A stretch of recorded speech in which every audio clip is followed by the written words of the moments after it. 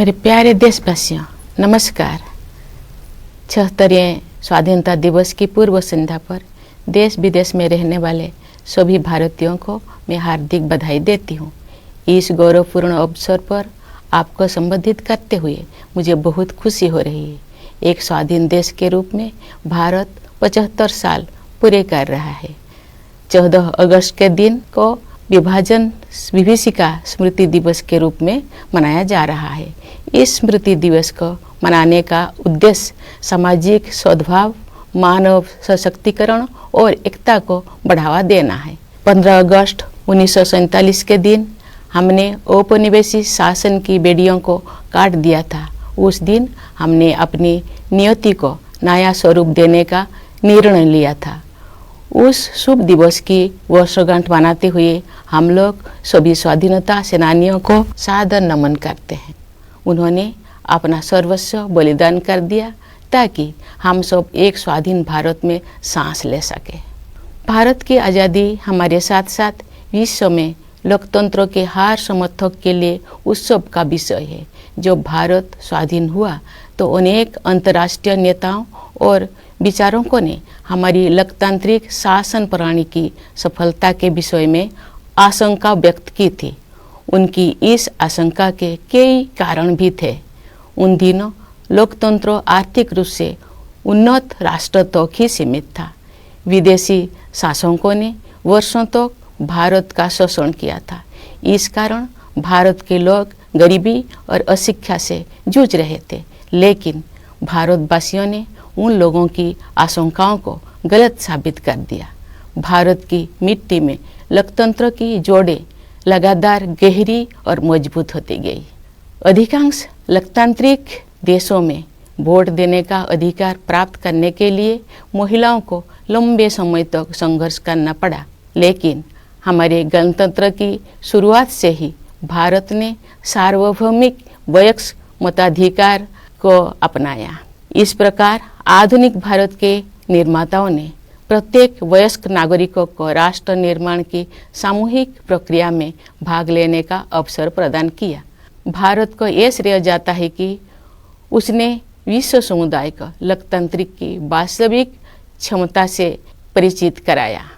मैं मानती हूँ कि भारत की ये उपलब्धि केवल संयोग नहीं थी। सभ्यता के आरंभ में ही भारत भूमि के संतों और महात्माओं ने सभी प्राणियों की समता व एकता पर आधारित जीवन दृष्टि विकसित कर ली थी। महात्मा गांधी जैसे महानायक के नेतृत्व में हुई स्वाधीनता संग्राम के दौरान हमारे प्राचीन जीवन मूल्यों को आधुनिक युग में फिर से स्थापित किया गया। इसी कारण से हमारे लोकतंत्र में भारतीयता के तत्व दिखाई देते हैं। गांधी जी सत्ता के विकेंद्रीकरण और जनसाधारण को अधिकार संपन्न बनाने के पक्षधर थे। पिछले 75 सप्ताह से हमारे देश में स्वाधीनता संग्राम के महान आदर्शों का स्मरण किया जा रहा है। आज़ादी का अमृत महोत्सव मार्च 2021 में दांडी यात्रा की स्मृति को फिर से जीवंत रूप देकर शुरू किया गया है। उस युगांतरकारी आंदोलन में हमारे संघर्ष को विश्व पटल पर स्थापित किया था। उसे सम्मान देकर हमारे इस महोत्सव की शुरुआत की गई। ये महोत्सव भारत की जनता को समर्पित है। देशवासियों द्वारा हासिल की गई सफलता के आधार पर आत्मनिर्भर भारत के निर्माण का संकल्प भी इस उत्सव का हिस्सा है। हर आयु वर्ग के नागरिक पूरे देश में आयोजित इस महोत्सव के कार्यक्रम में उत्साहपूर्वक भाग ले रहे हैं। ये भव्य महोत्सव अब हर घर तिरंगा अभियान के साथ आगे बढ़ रहा है। आज देश के कोने कोने में हमारा तिरंगा शान से लहरा रहा है। स्वाधीनता आंदोलन के आदर्शों के प्रति इतने व्यापक स्तर पर लोगों में जागरूकता को देखकर हमारे स्वाधीनता सेनानी अवश्य प्रफुल्लित हुए होते। हमारा गौरवशाली स्वाधीनता संग्राम इस विशाल भारत भूमि में बहादुरी के साथ संचालित होता रहा। अनेक महान स्वाधीनता सेनानियों ने वीरता के उदाहरण प्रस्तुत किए और राष्ट्र जागरण की मशाल अगली पीढ़ी को सौंपे। अनेक वीर योद्धाओं तथा उनके संघर्षों, विशेषकर किसानों और आदिवासी समुदाय के वीरों का योगदान एक लंबे समय तक सामूहिक स्मृति से बाहर रहा। पिछले वर्ष से हर 15 नवंबर को जनजातीय गौरव दिवस के रूप में मनाने का सरकार का निर्णय स्वागत योग्य है। हमारे जनजातीय महानायक केवल स्थानीय या क्षेत्रीय प्रतीक नहीं है, बल्कि ये पूरे देश के लिए प्रेरणा का स्रोत है। प्यारे देशवासियों, एक राष्ट्र के लिए, विशेष रूप से भारत जैसे प्राचीन देश के लंबे इतिहास में 75 वर्ष का समय बहुत छोटा प्रतीत होता है, लेकिन व्यक्तिगत स्तर पर एक कालखंड एक जीवन यात्रा जैसा है। हमारे वरिष्ठ नागरिकों ने अपने जीवन काल में अद्भुत परिवर्तन देखे हैं। ये गवाह है कि कैसे आज़ादी के बाद सभी पीढ़ियों ने कड़ी मेहनत की, विशाल चुनौतियों का सामना किया और स्वयं अपने भाग्य विधाता बने। इस दौर में हमने जो कुछ सीखा है वो सब उपयोगी साबित होगा, क्योंकि हम राष्ट्र की यात्रा में एक ऐतिहासिक पड़ाव की ओर आगे बढ़ रहे हैं। हम सब 2047 में स्वाधीनता के शताब्दी उत्सव तक की 25 वर्षों की अवधि यानी भारत के अमृत काल में प्रवेश कर रहे हैं। हमारा संकल्प है कि वर्ष 2047 तक हम अपने स्वाधीनता सेनानियों के सपनों को पूरी तरह साकार कर लेंगे। इसी कालखंड में हम बाबा साहेब भीमराव अंबेडकर के नेतृत्व में संविधान का निर्माण करने वाला विभूतियों के विजन को साकार कर चुके होंगे। एक आत्मनिर्भर भारत के निर्माण में हम पहले से ही तत्पर हैं। वो एक ऐसा भारत होगा जो अपनी संभावनाओं को साकार कर चुका होगा। दुनिया ने हाल के वर्षों में एक नए भारत को उभरते हुए देखा है। खासकर कोविड-19 के प्रकोप के बाद इस महामारी का सामना हमने जिस तरह किया है उसकी सर्वत्र सराहना की गई है। हमने देश में ही निर्मित वैक्सीन के साथ मानव इतिहास का सबसे बड़ा टीकाकरण अभियान शुरू किया। पिछले महीने हमने 200 करोड़ वैक्सीन कवरेज का आंकड़ा पार कर दिया है। इस महामारी का सामना करने में हमारी उपलब्धियां विश्व के अनेक विकसित देशों से अधिक रही है। इस प्रशंसनीय उपलब्धि के लिए हम अपने वैज्ञानिकों, डॉक्टरों, नर्सों, पैरामेडिक्स और टीकाकरण से जुड़े कर्मचारियों के आभार हैं। इस आपदा में कोरोना योद्धाओं द्वारा किया गया योगदान विशेष रूप से प्रशंसनीय है। कोरोना महामारी ने पूरे विश्व में मानव जीवन और अर्थव्यवस्थाओं पर कठोर प्रहार किया है। जब दुनिया इस गंभीर संकट के आर्थिक परिणामों से जूझ रही थी, तब भारत ने स्वयं को संभाला और अब पुनः तीव्र गति से आगे बढ़ने लगा है। इस समय भारत दुनिया में सबसे तेजी से बढ़ रही प्रमुख अर्थव्यवस्था में से एक है। भारत को स्टार्टअप इकोसिस्टम का विश्व में ऊंचा स्थान है। हमारे देश में स्टार्टअप्स की सफलता, विशेषकर यूनिकॉर्न्स की बढ़ती हुई संख्या हमारी औद्योगिक प्रगति का शानदार उदाहरण है। विश्व में चल रही आर्थिक कठिनाई के विपरीत भारत की अर्थव्यवस्था को तेजी से आगे बढ़ाने के श्रेय सरकार तथा नीति निर्माताओं को जाता है। पिछले कुछ वर्षों के दौरान फिजिकल और डिजिटल इंफ्रास्ट्रक्चर के विकास में अभूतपूर्व प्रगति हुई है। प्रधानमंत्री गति शक्ति योजना के द्वारा कनेक्टिविटी को बेहतर बनाया जा रहा है। परिवहन के जल, थल, वायु आदि पर आधारित सभी माध्यमों को भलीभांति एक दूसरे के साथ जोड़कर पूरे देश में आवागमन को सुगम बनाया जा रहा है। प्रगति के प्रति हमारे देश में दिखाई दे रही उत्साह का श्रेय कड़ी मेहनत करने वाले हमारे किसान व मजदूर भाई बहनों को भी जाता है। साथ ही व्यवसाय की सूझबूझ से समृद्धि का सृजन करने वाले हमारे उद्यमियों को भी जाता है। सबसे अधिक खुशी की बात है कि देश का आर्थिक विकास और अधिक समावेशी होता जा रहा है तथा क्षेत्रीय विषमताएं भी कम हो रही है। लेकिन ये तो केवल शुरुआत ही है। दूरगामी परिणाम वाले सुधारों और नीतियों द्वारा इन परिवर्तनों की आधार भूमि पहले से ही तैयार की जा रही थी। उदाहरण के लिए डिजिटल इंडिया अभियान द्वारा ज्ञान पर आधारित अर्थव्यवस्था की आधारशिला स्थापित की जा रही है। राष्ट्रीय शिक्षा नीति का उद्देश्य भावी पीढ़ी को औद्योगिक क्रांति के अगले चरण के लिए तैयार करना तथा उन्हें हमारी विरासत के साथ फिर से जोड़ना भी है। आर्थिक प्रगति से देशवासियों का जीवन और भी सुगम होता जा रहा है। आर्थिक सुधारों के साथ साथ जन कल्याण के नए कदम भी उठाया जा रहे हैं। प्रधानमंत्री आवास योजना की सहायता से गरीब के पास स्वयं का घर होना अब एक सपना नहीं रह गया, बल्कि सच्चाई का रूप ले चुका है। इसी तरह जल जीवन मिशन के अंतर्गत हर घर जल योजना पर कार्य चल रहा है। इन उपायों का और उसी तरह के अन्य प्रयासों का उद्देश्य सभी को, विशेषकर गरीबों को बुनियादी सुविधाएं प्रदान करना है। भारत में आज संवेदनशीलता व कोरोना के जीवन मूल्यों को प्रमुखता दी जा रही है। इन जीवन मूल्यों का मुख्य उद्देश्य हमारे वंचित, जरूरतमंदों तथा समाज के हाशिए पर रहने वाले लोगों के कल्याण हेतु कार्य करना है। हमारे राष्ट्रीय मूल्यों को नागरिकों के मूल कर्तव्यों के रूप में भारत के संविधान में समाहित किया गया है। देश के प्रत्येक नागरिक से मेरा अनुरोध है कि वे अपने मूल कर्तव्यों के बारे में जानें, उनका पालन करें, जिससे हमारा राष्ट्र नई ऊंचाइयों को छू सके। प्यारे देशवासियों, आज देश में स्वास्थ्य, शिक्षा और अर्थव्यवस्था तथा उनके साथ जुड़े अन्य क्षेत्रों में जो अच्छे बदलाव दिखाई दे रहे हैं, उनके मूल में सुशासन पर विशेष बल दिए जाने की प्रमुख भूमिका है। जब राष्ट्र सर्वोपरि की भावना से कार्य किया जाता है तो उसका प्रभाव प्रत्येक निर्णय एवं कार्य क्षेत्र में दिखाई देता है। ये बदलाव विश्व समुदाय में भारत की प्रतिष्ठा में भी दिखाई दे रहा है।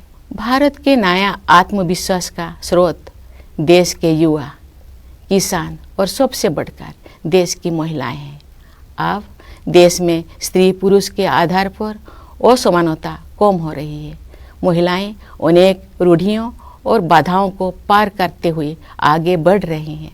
सामाजिक और राजनीतिक प्रक्रियाओं में उनकी बढ़ती भागीदारी निर्णायक साबित होगी। आज हमारी पंचायती राज संस्थाओं में निर्वाचित महिला प्रतिनिधियों की संख्या 14 लाख से कहीं अधिक है। हमारे देश की बहुत सी उम्मीदें हमारी बेटियों पर टिकी हुई है। समुचित अवसर मिलने पर वह शानदार सफलता हासिल कर सकती है। अनेक बेटियों ने हाल ही में संपन्न हुए राष्ट्रमंडल खेलों में देश का गौरव बढ़ाया है। हमारे खिलाड़ी अन्य अंतर्राष्ट्रीय प्रतियोगिताओं में भी देश को गौरवान्वित कर रहे हैं। हमारे बहुत से विजेता समाज के वंचित वर्गों में से आते हैं। हमारी बेटियां फाइटर पायलट से लेकर स्पेस साइंटिस्ट होने तक हर क्षेत्र में अपना परचम लहरा रहे हैं। प्यारे देशवासियों, जब हम स्वाधीनता दिवस मनाते हैं तो वास्तव में हम अपनी भारतीयता का उत्सव मनाते हैं। हमारा भारत अनेक विविधताओं से भरा देश है, परंतु इस विविधता के साथ ही हम सभी में कुछ ना कुछ ऐसा है जो एक समान है। यही समानता हम सभी देशवासियों को एक सूत्र में पिरोती है तथा एक भारत श्रेष्ठ भारत की भावना के साथ आगे बढ़ने के लिए प्रेरित करती है। भारत अपने पहाड़ों, नदियों, झीलों और वनों तथा उन क्षेत्रों में रहने वाले जीव जंतुओं के कारण भी अत्यंत आकर्षक है।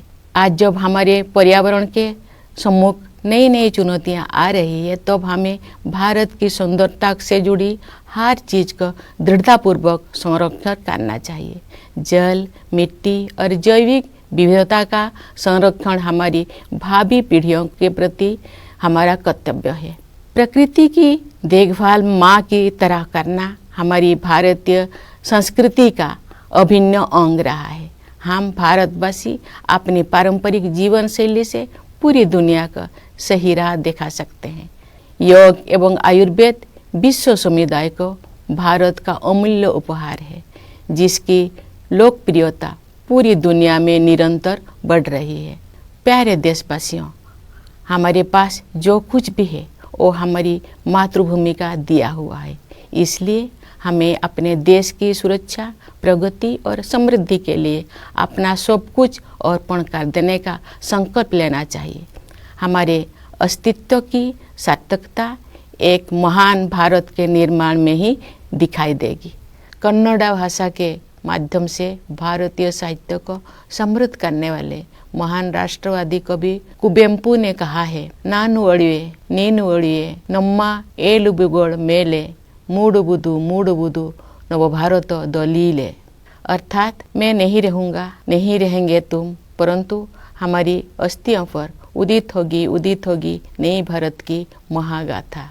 उस राष्ट्रवादी कवि का स्पष्ट आह्वान है कि मातृभूमि तथा देशवासियों के उत्थान के लिए सर्वस्व बलिदान करना हमारी आदर्श होना चाहिए। इन आदर्शों को अपनाने के लिए मैं अपने देश के युवाओं से विशेष अनुरोध करती हूँ। वे युवा ही 2047 के भारत का निर्माण करेंगे। अपना संबोधन समाप्त करने से पहले मैं भारत के सशस्त्र बलों, विदेशों में स्थित भारतीय मिशनों और अपनी मातृभूमि को गौरवान्वित करने वाले प्रवासी भारतीयों को स्वाधीनता दिवस की बधाई देती हूँ। मैं सभी देशवासियों के सुखद और मंगलमय जीवन के लिए शुभकामनाएं व्यक्त करती हूँ। धन्यवाद। जय Hind.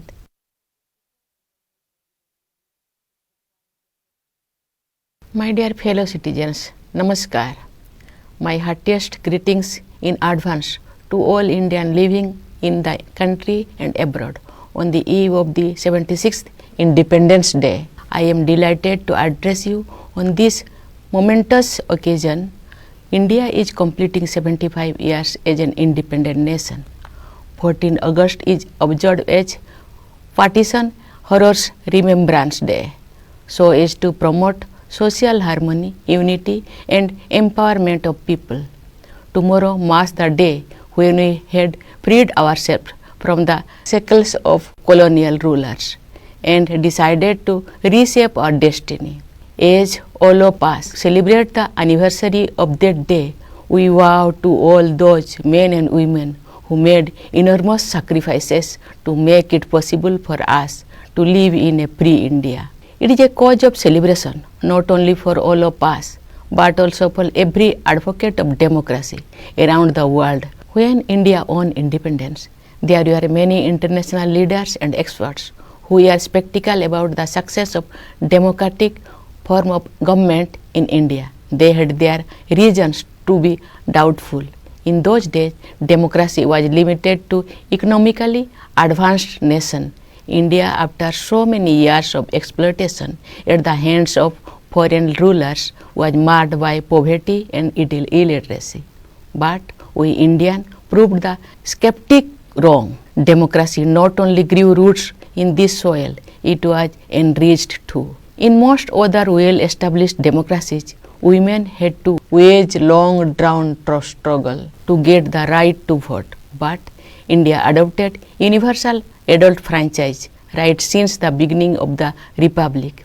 Thus, the makers of modern India enabled each and every adult citizen to participate in the collective process of nation building.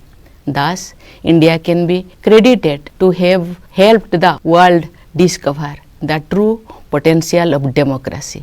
I believe this was not a coincidence. At the beginning of civilization, saints and seers of this land had developed a vision of humanity that was defined by equality of all, indeed oneness of all. The great freedom struggle and its leader like Mahatma Gandhi rediscovered our ancient values for modern times. Then it is no wonder our democracy has Indian characteristics. Gandhiji advocated decentralization and power to the people. For 75 weeks, now the nation has been commemorating these noble ideas that won us freedom.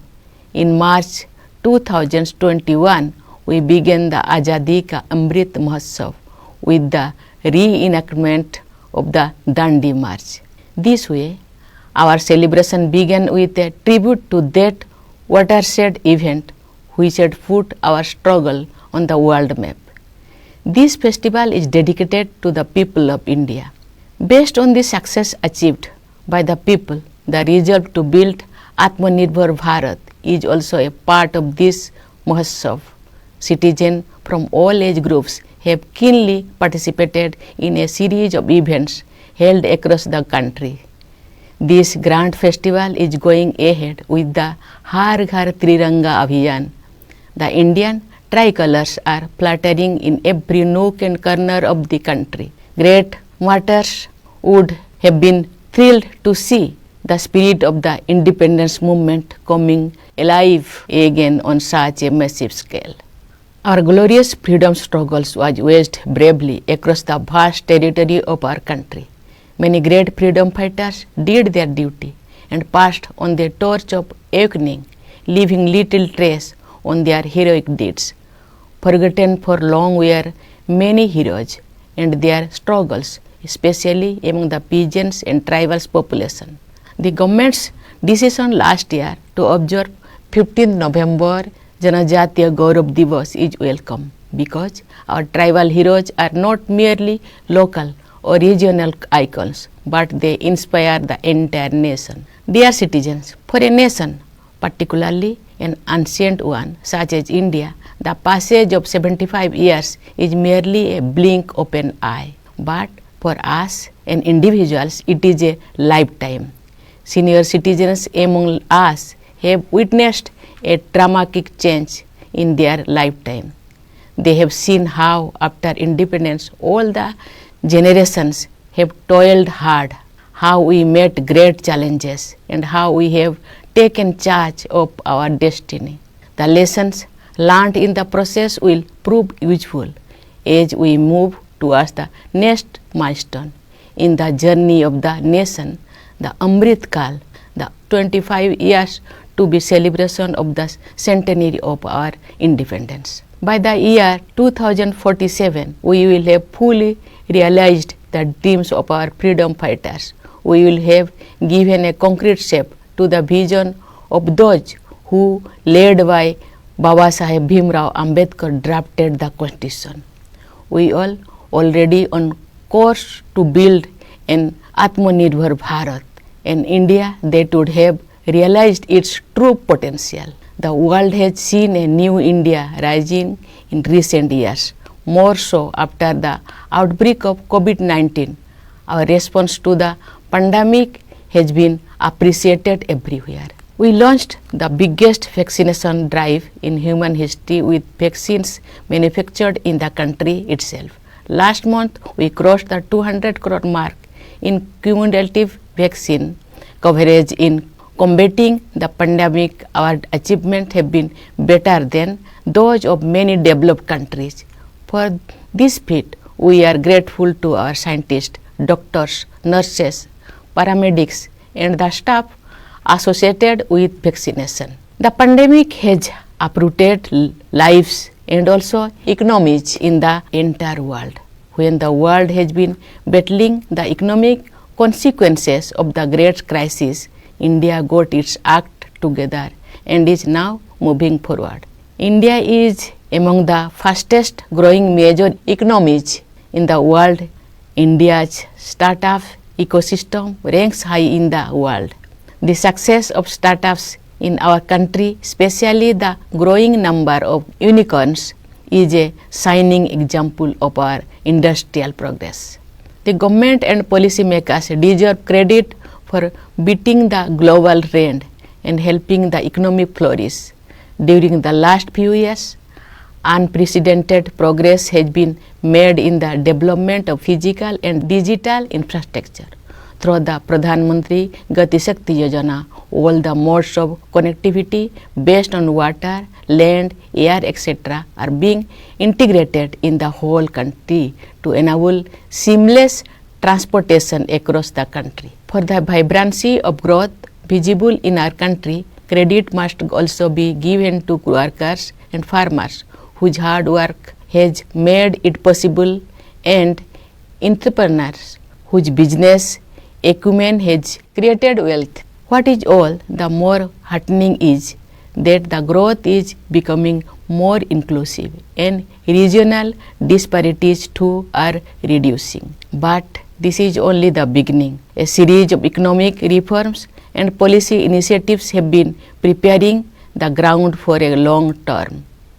Digital India, for example, is creating the bedrock of a knowledge economy. The national education policy is aimed at preparing the future generation for the next stage of industrial revolution while also reconnecting it with our heritage. Economic success is leading to an ease in living too.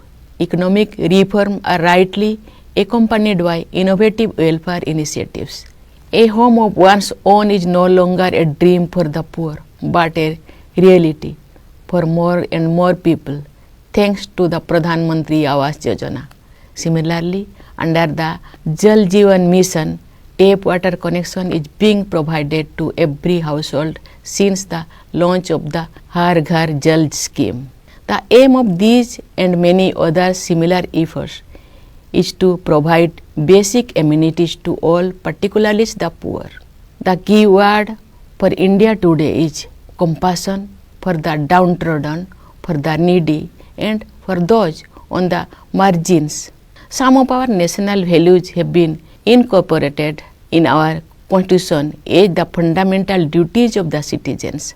I appeal to every citizen to know about their fundamental duties and follow them in letter and spirit so that our nation reaches new heights. Dear citizens, at the core of the transformation we have been witnessing in healthcare, education, economy, as well as a number of related areas is the stress on good governance. When work is done with the spirit of nation first, it is bound to reflect in every decision and every sector. This is also reflected in India's standing in the world. India's newfound confidence stems from the spirit of its youth, its farmers, and above all, its women. Gender inequalities are reducing, and women are moving ahead, breaking many glass ceilings. Their increasing participation in social and political processes will prove decisive. At the grassroots level, we have more than 14 lakh elected women representatives in Panchayat Raj institutions. Our daughters are the biggest hope for the nation. Some of them brought laurels for the country in the recent held Commonwealth Games. Of course, India's sportspersons have been making the country proud by their performance in international competitions. A large number of our winners come from underprivileged segments of society. From becoming fighter pilots to space scientists, our daughters are scaling great heights. Dear citizens, in celebrating Independence Day, we are celebrating our Bharatiyata. Our country is full of diversity, but at the same time, we all have something in common. It is this common thread which binds all of us together and inspire us to work together with the spirit of Ek Bharat Shrestha Bharat. India is a very beautiful country, also because of its mountains, rivers, lakes and forests, and the animals and birds that live in such landscape. When the environment is facing new challenges, we must remain determined to preserve all that makes India beautiful.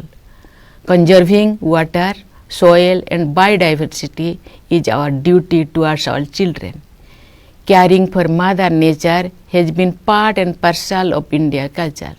With our traditional lifestyle, we Indians can show the way to the rest of the world. Yoga and Ayurveda are India's invaluable gift to the world. Their popularity is on the rise all over the globe. Dear fellow citizens, our beloved country has given us everything we have in our life. We should pledge to give everything we can for the sake of safety, security, progress and prosperity of our country. Our existence will become meaningful only in building a glorious India. The great nationalist poet Kuvempu, who enriched Indian literature through Kannada language, had written, Nannu Odive, Ninnu Odive, Nomma Eduveಗಳ ಮೇಲೆ ಮೂಡುವುದು ನವ ಭಾರತದ ಲೀಲೆ, which means I will pass, so will you, but on our bones will arise the great tale of a new India. This is a clarion call of the nationalist poet for making total sacrifice for the motherland and upliftment of fellow citizens. To follow these ideals is my special appeals to the youth of the country who are going to build the India of 2047. Before I conclude, I would like to extend Independence Day greetings to the armed forces, to the members of Indian missions abroad, and to the Indian diaspora who continue to make their motherland proud. My best wishes to all of you. Thank you. Jai Hind.